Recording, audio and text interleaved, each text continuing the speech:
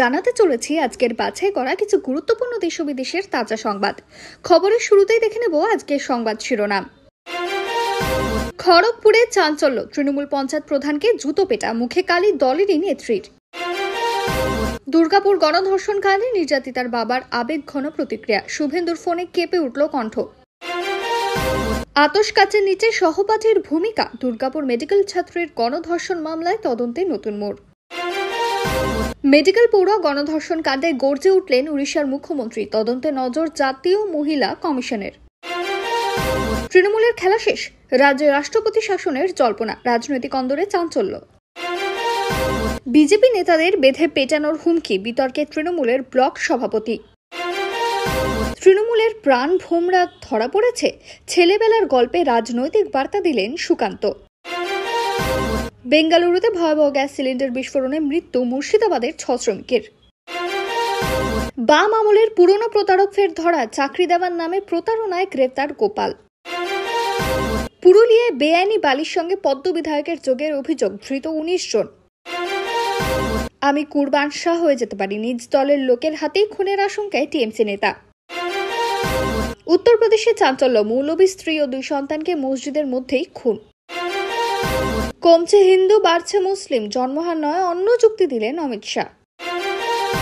কলকাতায় ইডির হানা, সুজিতের দপ্তর সহ 13 জায়গা থেকে উদ্ধার 45 লক্ষ টাকা ও বহু নথি। দুর্গাপুর কাণ্ডে অপরাজিতা বিলের উদাহরণ টানলেন অভিষেক বন্দ্যোপাধ্যায়। বিদায়ের বেলায় ফের বৃষ্টি, রবিবার ভাসবে রাজ্যের একাধিক জেলা। দল খেলা মেলায় মেতে উঠলে রাজনীতি থাকে না, সৌগত রায়ের মন্তব্যে তৃণমূলে জল্পনা। উত্তরবঙ্গের বন্যা ভূমিধসে বিপর্যস্ত এলাকা পরিদর্শনে প্রশাসন, মুখ্যমন্ত্রীর নির্দেশে জোর ত্রাণ তৎপরতা। গঙ্গার ভাঙনে বিপর্যস্ত শ্রীরামপুর, পলি সরানোর দাবিতে বিজেপি বিধায়কের উদ্যোগ। সীমান্তে তৎপরতা, পালানোর ছক ভেস্তে 17 বাংলাদেশি ধরা পুলিশের জালে। পার্টি যদি খেলা মেলায় চলে যায় তাহলে টিএমসিকে কড়া বার্তা দিলেন সৌগত রায়। এতক্ষণ শুনছিলেন সংবাদ শিরোনাম। বিস্তারিত খবর শোনানোর পূর্বেই আপনাদের কাছে করব একটি ছোট্ট অনুরোধ, আমাদের চ্যানেলে নতুন হয়ে থাকলে চ্যানেলটি সাবস্ক্রাইব করবেন। আসছি বিস্তারিত খবরে। খড়গপুরে তৃণমূলের অন্দরে চরম উত্তেজনা ছড়ালো, স্থানীয় পঞ্চায়েত প্রধানকে হঠাৎই জনসম্মুখে দলেরই এক নেত্রী চড়াও হয়ে জুতোপেটা করলেন। শুধু তাই নয়, ওই প্রধানের মুখে কালি মেখে অপমান করা হয় বলে অভিযোগ। ঘটনাটি ঘিরে এলাকায় তীব্র চাঞ্চল্য ছড়িয়েছে। ঘটনার ভিডিও ইতিমধ্যে সোশ্যাল মিডিয়ায় ভাইরাল হয়েছে।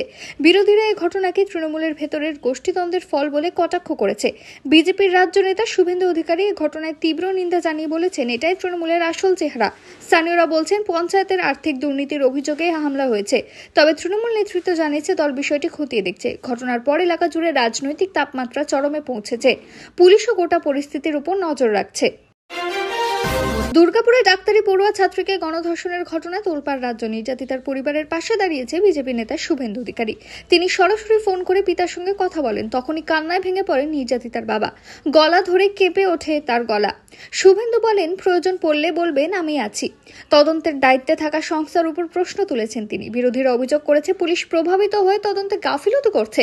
অন্যদিকে তৃণমূলের তরফে জানানো হয়েছে, অভিযুক্তদের কোনোভাবেই ছাড় দেওয়া হবে না। শহরের সাধারণ মানুষও রাস্তায় নেমে ন্যায় বিচারের দাবিতে সরব হয়েছেন। পরিস্থিতি ঘিরে রাজনৈতিক অঙ্গনে চাঞ্চল্য ছড়িয়েছে। দুর্গাপুরের এই গণধর্ষণ মামলায় নতুন মোড়, সহপাঠীর ভূমিকাও এসেছে তদন্তে। পুলিশের হাতে বেশ কিছু গুরুত্বপূর্ণ তথ্য এসেছে বলে জানা গিয়েছে। নির্যাতিতার সহপাঠী অভিযুক্তদের সঙ্গে যোগাযোগ করেছিল বলে অভিযোগ উঠেছে। তদন্তকারীরা সেদিকে নজর দিচ্ছেন। ইতিমধ্যে বেশ কয়েকজনকে জিজ্ঞাসাবাদ করা হচ্ছে। হাসপাতাল, কলেজ এবং হস্টেল চত্বর থেকে বিভিন্ন প্রমাণ সংগ্রহ করার চেষ্টা করছে পুলিশ। অপরাধীদের বিরুদ্ধে কড়া পদক্ষেপের দাবি উঠছে সাধারণ মানুষের মধ্যে। এই ঘটনায় গোটা রাজ্য ক্ষুব্ধ।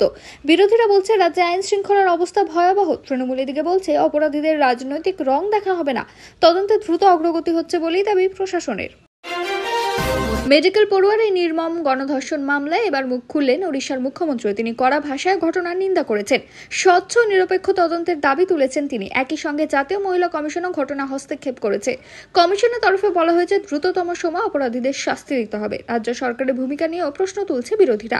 শহর জুড়ে চলছে প্রতিবাদের ঢেউ। বিশ্ববিদ্যালয়, হাসপাতাল চত্বরে পড়ুয়ারা মোমবাতি মিছিল করছে। ঘটনাটি নিয়ে মুখ্যমন্ত্রী মমতা বন্দ্যোপাধ্যায় রিপোর্ট চেয়েছেন বলে সূত্রের খবর। গোটা দেশে জঘন্য ঘটনায় ক্ষুব্ধ।